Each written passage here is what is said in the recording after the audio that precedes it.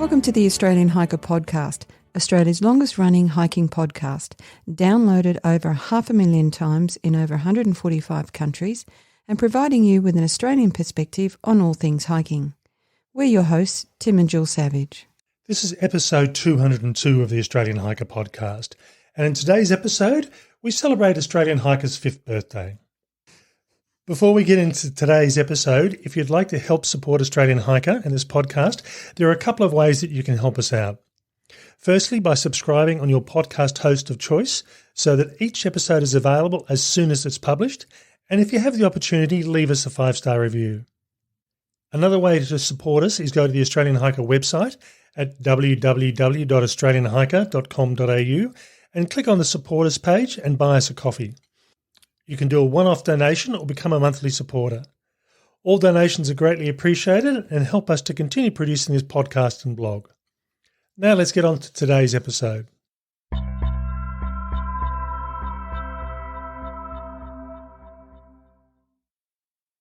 On the 11th of November 2021, Australian Hiker celebrated its 5th birthday. When we started in 2016, we had no idea where we would be today. In this episode, we reflect on our past year and look at where we are heading over the coming year. We close this episode by answering the often asked question about how we got into hiking. We hope you enjoy. To start off with, we're just going to look at what's happened over the past year for Australian Hiker. One of the biggest things for us this year was celebrating episode 200, and for a podcast to reach that number of episodes is very rare, given that the average podcast show tends to only last about 7 episodes. For us, we have been producing podcast episodes for 5 years, and that means we've been averaging around about 40 episodes per year, give or take. That's a lot, and that's a big achievement. And, you know, really, that's up to you, Tim. I mean, you've been the driver of this and the consistent had the consistent focus and made sure we did all of those episodes every month. Now, in relation to the podcast itself, technically this is episode 203. We did produce episode 0. We don't talk about it. We don't talk about episode 0, no. And it's one of those sort of things that, when we first started off, that was the recommendation, produce an episode 0 to say the podcast is about to start. People don't tend to do that much anymore, but it still is there. We've had our podcast episodes downloaded over 650,000 times. Wow. And on the average download rate that we get, that puts us in around about the top 15 to 20% of all podcasts worldwide. Not just hiking podcasts, so it's something we're pretty proud of. We've got an audience spanning 147 countries, and our top 10 countries, and not unsurprisingly, with English-speaking countries first. So we go Australia, United States, United Kingdom, New Zealand, Germany, then Canada, Ireland, India, Sweden, and Hong Kong. A bulk of those countries tend to be pretty much the same. Sometimes they do swap around, but certainly the top 3 countries are pretty consistent these days. Moving on from podcasts, since we started in 2016, we've done 209 trail reviews. Now, our intent was to try and average roughly around about 1 per week. Except during 2020 and 2021, as it turned out. And the last half of 2019 as well. Well, that's true. We average around about 40 trail reviews a year, and that's not an unrealistic expectation. Some of them are fairly long, involved trails.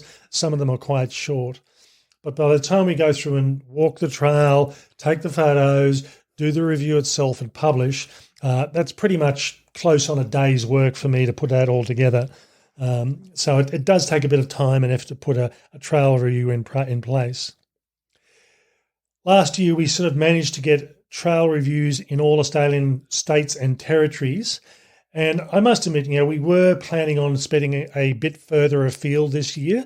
But, this year and last year, COVID certainly reduced the ability to do that. And we've got quite a lot of trail reviews, which we'll talk about upcoming in a moment, about where we're going to be heading over the next year or so. We've got 409 gear reviews available online. Now, we've actually done more than that, but sometimes some of the gear is no longer on the market, no longer available.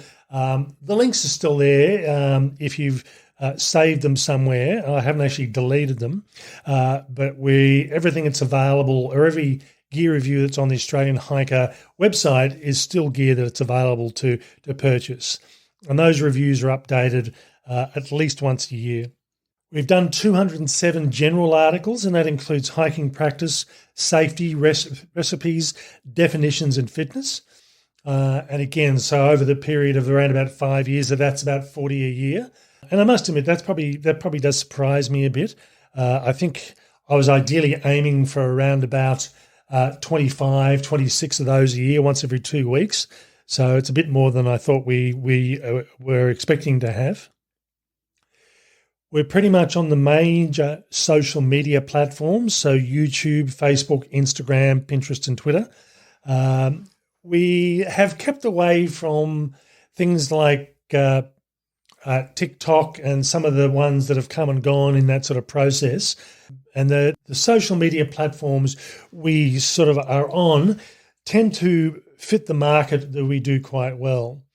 These days, things like Facebook is tended to be considered for a slightly older demographic. But for us, we have people who follow us on Facebook in their 20s and in their 60s and everywhere in between. Now, what's happening in 2022? And this is a bit of a repeat from last year to a great extent. We had all sorts of amazing ideas for 2021, expecting the pandemic to be over and be able to get out and about. And that just didn't happen, not just for us, for just about everyone. So a lot of things that we had planned for 2020, 2021 have just been put off and just recycled or pushed forward to when we can go through and get access to trails and gear. So we originally intended to do a lot of our hiking in further afield in New South Wales and into Victoria, and COVID certainly did limit that. And I'm hoping that will be the case next year, that we can actually get further afield.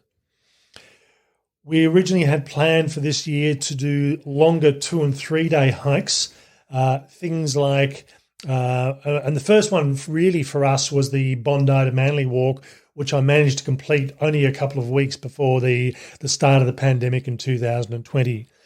But there's a number of other hikes in that 40 to 60 to 80 kilometre category that are considered coastal walks, or walks that don't require major planning as such to be able to do. And I'm hoping to get back to those again in this coming 12 months. In regard to the longer hikes, we have been trying to finish off the Human Hobble Track from 2019.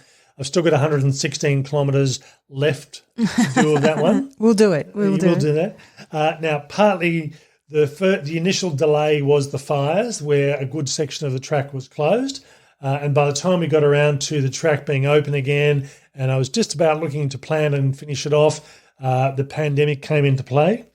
And again, the same thing in 2021. The same story.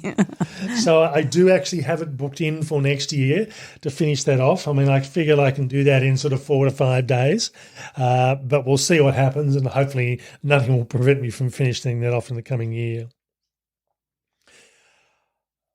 From my work commitments, I am struggling to do the longer hikes.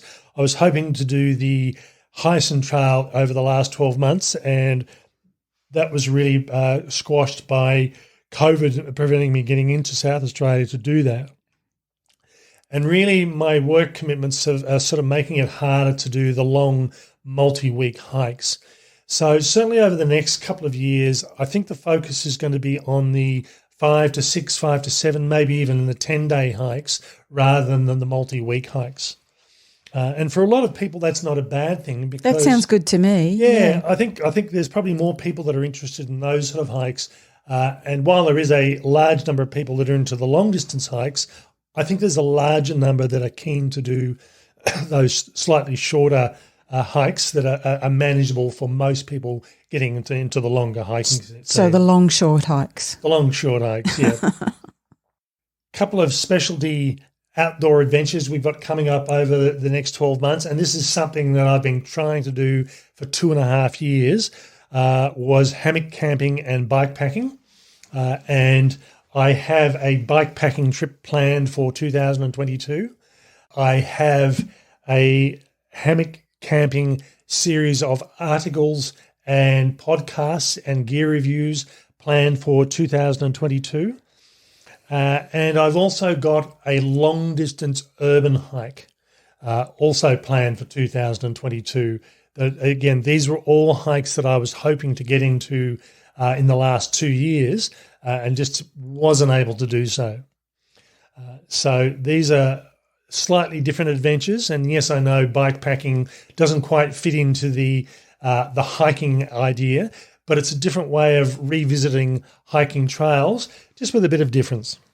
We've got 100 gear reviews planned for this next 12 months, and I think from my perspective, we were a bit slow or a bit low on doing gear reviews in 2021, and partly the reason for that is we only review gear that we've actually tested in the field or at home if it's a product. In our backyard, pitching tents in our backyard.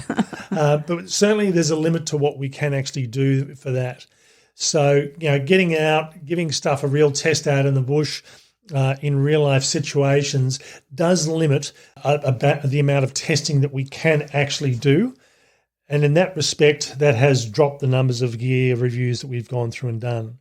As part of the reviews, I also try and do around about 12 book reviews a year, and this year was a bit low on that, just because I found myself doing so much reading for work. Coming home and doing the reading was one of those sort of things that wasn't really on this is what I'm doing to relax in the evening. Yeah, we don't talk about office jobs destroying your joy of reading. We've got 38 hiking podcast episodes in play, and we've still got a few episodes left to run for this year. But I've got a schedule of podcast episodes almost fully booked up until the end of September next year. And I've mentioned previously in episode 200 or episode 200, where we released our 200 podcast episode, that there is some flexibility in that schedule. Some other things are pretty much locked and loaded and are very time dependent on the time of the year or events that are happening around them. But certainly I do have the flexibility to go through and move and change things. So if you have any ideas about things we should be doing or people we should interview, please let us know and we'll see what we can fit in. Please don't be offended if we don't get to it for a number of months. As I said, sometimes I've got to work around schedules of pre-booked interviews. It's been a while since I've interviewed someone from overseas, but again, I'm hoping to get back into that in 2022. Now, just to finish off this episode, one of the things that people do often ask us, and we have had a request to do a dedicated episode into how Jill and I got into hiking, and we just thought that this was probably a good opportunity on our 5th birthday to talk about that rather than doing a standalone episode. So this next few minutes, we're just going to talk about us. Yeah. Now, from my perspective, I didn't do a lot of camping as a child. I certainly did some, both with family and friends' families. I certainly did a lot more walking, and I'm part of a generation that would come home at the end of the day or go out on the weekend and go into our local bush looking for lizards. Or collecting rocks, or we had a rifle range not far from where I lived, and as a young child, I used to go up and collect the empty shell casings. This was in the days where shooting ranges weren't fenced off, and anyone could just wander up into there. It's a wonder we all survived. I mean, so. for me, camping was always a thing that we did. Probably less walking, but as a kid, I do remember quite a bit of camping, and some of it was quite remote in terms of actually getting in a boat on a huge dam in the snowy region and heading off and finding a campsite that was quite isolated. And so, yeah, we didn't do a lot of walking, but we did quite a bit of camping. I suppose where my love of walking has come in is I, again, as a kid, as a teenager, before I could drive, myself and my friends just used to disappear for the whole day. We'd sort of have breakfast, grab some lunch, and then head off for the day and come back at about 5 o'clock in the evening after I've been wandering through the nearby bush or going down to the local lake and yabbing. And I think from my perspective, walking has always been something that's allowed me to do an activity. So even as an adult, it wasn't unusual for me to go out walking for the day and just keep on walking and do 20, 25 kilometres. It was just something that I've always done. For a lot of my adult life, where possible, I've walked to work. And walked home, and I do that now in a lot of cases. So walking is probably the common denominator here that disallows me to get out bush. In relation to getting out bush, I think from my perspective, I do like being out in the bushland away from the city. As I said, it often, as a child, was collecting lizards or hunting for lizards. And we used to, back in the days where this sort of thing wasn't frowned upon, we used to bring lizards home and have pet lizards. Not so much this sort of thing you do these days, and in fact it's actually illegal to do that. But you're supposed to leave things in the bush where you find them. But as I said, certainly when I was a kid, that was just the sort of thing you did. I would always, wherever I went to, if we went to a national park or went to an area, we'd always go through and do a walk, even if it was a short walk. And up until probably the early 2000s, most of our walks, or most of my walks, were really about the short walk. It's get out of the car, park, walk for a couple of kilometres and come back again. Yeah, that's right. I think for us, the first of our big trips was South America in 2006. And this was where we had originally planned to go and do the Inca Trail. And that's a bit of a funny story on that one because we'd gone through and done all the research. We'd bought Lonely Planet Guide. We read that, oh, no, you don't need to go through and do any bookings. You can just turn up and it won't be a problem. And unfortunately, at that stage, the book was a few years old. We flew in through New Zealand, got to the airport, waiting for our connecting flight, talking to people there. They said, oh, no, you've got to book months in advance. It's all booked. You're too late. So we discovered very quickly when we got there, we had ended up having to change our plans, and we ended up doing what is called the Salcantay track. And it was the alternate route, sort of with the end result being Machu Picchu. It was a little bit longer than the Inca Trail too. It was a bit longer, a bit harder. And as it turned out, it wasn't a bad choice. One thing they didn't bother to tell people was there'd been a landslide as you walk into the Sun Gate coming into Machu Picchu. So you actually had to get off trail and they would bus you the rest of the way. And they didn't bother to tell people that one.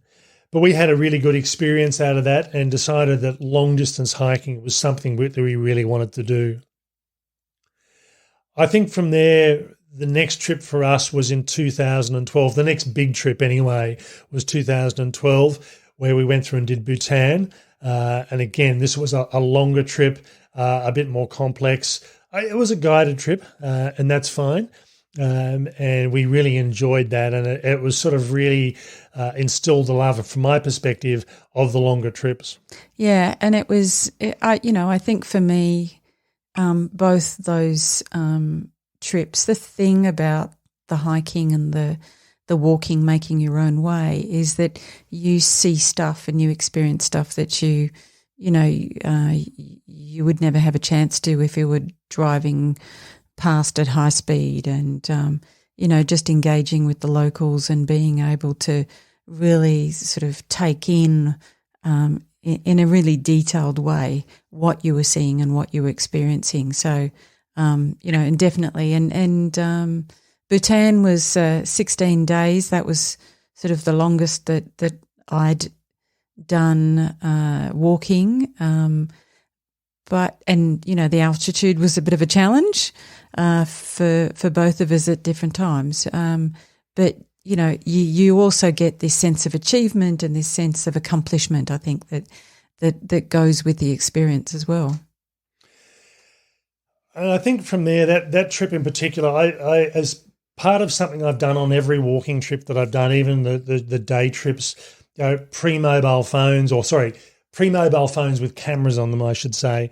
I've always carried a camera with me. I probably didn't take as many photos in the days of film because film itself was expensive to purchase and you had to pay for the development of it, so you tended to be a bit more thoughtful about what images you took. But I think from my perspective, in the early 2000s when I got my first digital camera and you could take hundreds of photos just to get that one perfect photo, that certainly had the biggest impact on me because I started really taking photos on these sort of hikes. And it's really interesting because I prefer not to carry a camera and not to take the photos. If I see something that I'm really, really interested in, I'll just tell Tim to take a photo of it. But for me, it's about looking up and out rather than looking through the lens. And, so Tim and I walk along and I'm looking up and out and Tim's got his, face pushed up against a camera when we're doing those sorts of walks. On an average 1 week hike, I will take around about 800 photos, and that's been pretty consistent for many years. And partly, and he still misses stuff. That's your job then. And partly these days, what that does do is, when I'm going through and doing these short little video vignettes that we do for our hikes to show people what the hikes are like, I take photos of the trail, and if I find something really exciting, for me, if I get an opportunity, I love fungus and mushrooms and toadstools of all types, and I'll very, very comfortably take lots and lots of photos of those. I'm not a big fan of wet hiking. So by that I mean Tasmania. So when we did leeches, I'm not a big fan of leeches. When we did the overland track in early 2017, we did it one of the side branches, which was into Pine Valley, and I could have very easily have spent an entire day in a 10 square metre area or 10 metre by 10 metre area with a macro lens, just taking photos of moss and lichen and fungus of all types. If you're into macro photography, that's the place to go without a doubt. But you're not into moist places. No, and that's the problem. If I can somehow get there and stay dry and not have to walk through wet conditions, I'd really appreciate that. I think over the years my hiking style certainly has changed. I mean, my biggest trip by far was the Bibbulmun track in 2018, and I think that will go down as probably one of the most memorable hikes I've ever done. And there are other hikes that are the same sort of length and the same sort of distance, but it just had the right sort of feel to it. And there are lots of long distance hikes in Australia, but I think the thing that I really do like about the Bibbulmun is that you do go through towns, but there's a lot of wildness to it. You're not walking through a lot of rural areas or management road. And the management road you are walking on, you tend to be going through bushland or forest areas, so you don't tend to think you're in a built-up sort of area. I think the other trail that really sticks out for me is the Lara Pinter trail. I take the view that I tend not to do repeat hikes because there's just too much out there that I want to see, and there's not enough years left in my life to go through and repeat things over and over again. But the Lara Pinter is one of those trails that I will go back and do at some stage. And for those of you that know a bit of the history of the Lara Pinter trail, originally when it was proposed, it was supposed to go from Alice Springs to Mount Zeil, whereas it actually stopped at Mount Sonder. Mount Zeil is the tallest mountain in the Northern Territory, and it didn't actually go that far. And there were some reasons for that. So it may never go to that sort of extent. but I have talked to some hikers that have done Mount Zeal, connected through to Mount Sonder and then finished off the Lara Pinter Trail. And I think that would be just that additional adventure to make something just that bit different. But yeah, there's some logistical considerations for that. There's approvals you need to get for that, and there's some areas you need to bypass or keep away from because they're culturally sensitive. But again, it's I can see myself doing that trail again at some stage in the next few years. I do also love the short hikes. I'm not so much of a purist that I won't do something just because I don't think it's long enough or it's out in the bush. I like the idea of urban hikes, particularly over the last couple of years where by necessity. It's good to be able to, and Canberra is an excellent city for this because we do have a lot of bushland through the city and on the edge of the city. So it gives you the opportunity to walk through urban areas, to walk through parkland and to get out into bushland, all without leaving the confines of the city. Yeah, and the thing for me is that distance doesn't always correlate to the experience and the enjoyment that you might get. So, we've done some very short hikes that we thought, well, it's only this length, it's going to take us however long, and really, is it worth it? And we've done it, and we've come back, and we've thought, wow, what would have been an absolute missed opportunity if we'd listened to, the self-talk about that one and not done it. So I think any opportunity we can get to do a hike, we will do. And as Jill said, we don't always say, look, yeah, this one's not worth it, we won't bother. It might only be a 2-kilometre hike. It might be only the view from the top of the hill that's worthwhile. I have done over the last 5 years so many hills in the city of Canberra, which I've spent much of my life in. I didn't know there were that many. that we didn't know that were there, that we have never gone up before, had never seen views of the city. And I think for a lot of people, they'll live their lives quite often in one city or a couple of cities for their entire life, and they stay in the same areas, they visit the same areas. And this is a good opportunity to get out and really find out about the city that you live in. Yeah, and I think also even if you do stay in the same area, we often go to the same places and don't necessarily fully explore the area that we're in. And I think that's a good thing that COVID is actually, if there's a good thing from COVID, this is it. I think a lot of people have either discovered or rediscovered what's pretty much outside their front door. And as mentioned, one of the plans for 2022 is I'm in the process of planning a long-distance urban hike. And by long distance, I mean roughly around about 60 to 70 kilometres through the city of Canberra. And I'm just putting together that hike. And that will be, I'm not quite sure when I'll go through and do that. It won't be during the middle of summer.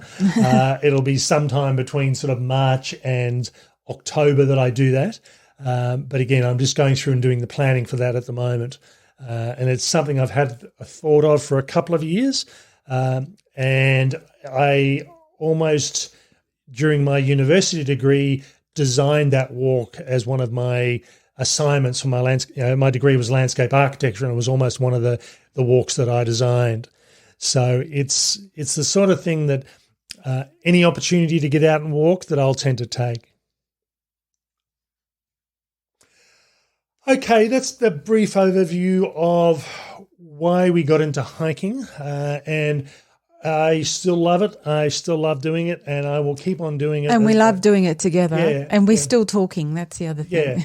Yeah. So, and for a lot of our hikes, we tend to do it by ourselves. We tend not to do it with groups. It's one of these funny sort of things that it doesn't matter who I'm hiking with. It doesn't matter how experienced they are. I feel obligated to try and make sure people have a good time.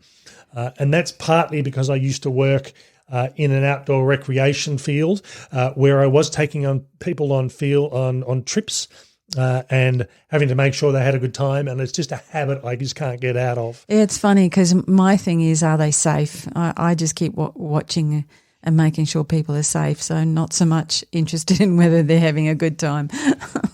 And again, as I said, it doesn't matter how experienced they are. It's just the way we tend to be. So that's why we often tend to walk by ourselves. And as Jill mentioned, she doesn't like taking photos. So this is why she appears in so many of the photos of our walks. From behind. Yeah. All right, we hope you've enjoyed that episode. And just to finish off, Jill and I would really like to thank everyone for their support over the past year and the past 5 years. We've enjoyed bringing you information on hikes and hiking in general, and we look forward to bringing you much, much more over the coming years. Okay, that's all for me. Bye for now. And bye from me.